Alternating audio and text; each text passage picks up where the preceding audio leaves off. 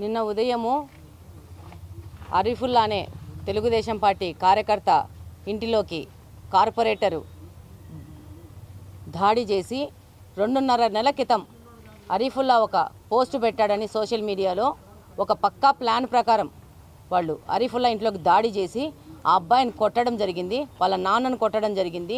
ఈ యొక్క తోపులాటలో వాళ్లే కింద పడి వాళ్ళకు గాయం చేసుకోవడం జరిగింది. కానీ గొడవ జరిగేసరికి పోలీసు వాళ్ళు వచ్చి ఇద్దరు పార్టీలని 2 టౌన్ పోలీస్ స్టేషన్కి తీసుకెళ్లారు. మేము వెళ్ళి అరీఫుల్లా ఇంటి మీద దాడి చేశారు, కంప్లైంట్ రిజిస్టర్ చేయమని చెప్తే పోలీసులు తాత్సారం చేశారు. ఆ తర్వాత మేము ఇంటికి వచ్చేసాక డిప్యూటీ సీఎం తమ్ముడు కొంతమంది కార్పొరేటర్లు వెళ్ళి అరీఫుల్లా మీద దాడి చేసి అనరాని భాషలతో ఆయన్ను కొట్టడం జరిగింది. దానికి సీసీ కెమెరా ఫుటేజీలు కూడా ఉన్నాయి.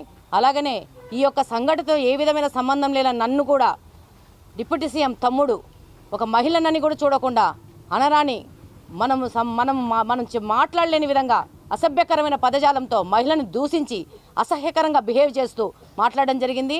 అలాగనే పోలీస్ స్టేషన్ బయటకు వచ్చి ప్రెస్ మీట్ పెట్టి నా ఇంట్లోకి వస్తాను, దూర్తాను, ఏం చేస్తామని నా ఇంటి అడ్రస్తో పాటు నన్ను బెదిరించడం జరిగింది.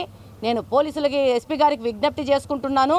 నాకు ప్రాణహాని ఉంది ఈ యొక్క మనిషి దగ్గర నుంచి, డిప్యూటీ సీఎం తమ్ముడి దగ్గర నుంచి అని చెప్పడం జరిగింది.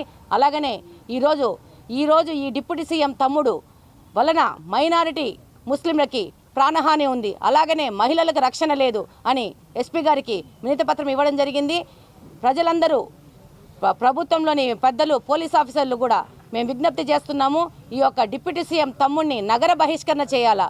ఈయన వల్ల ఈ నగరంలో మహిళలకు కానీ అలాగనే మైనారిటీ ప్రజలకు కానీ రక్షణ లేకుండా తయారైంది. ఈయన ఒక అవినీతి సొమ్ముతో విచ్చలవిడిగా ప్రజల మీద దాడులు చేయడము, అందరినీ భయభ్రాంతులు చేసి ఈ ఎలక్షన్ నుంచి పబ్బం గడుపుకోవాలని చూస్తున్నాడు.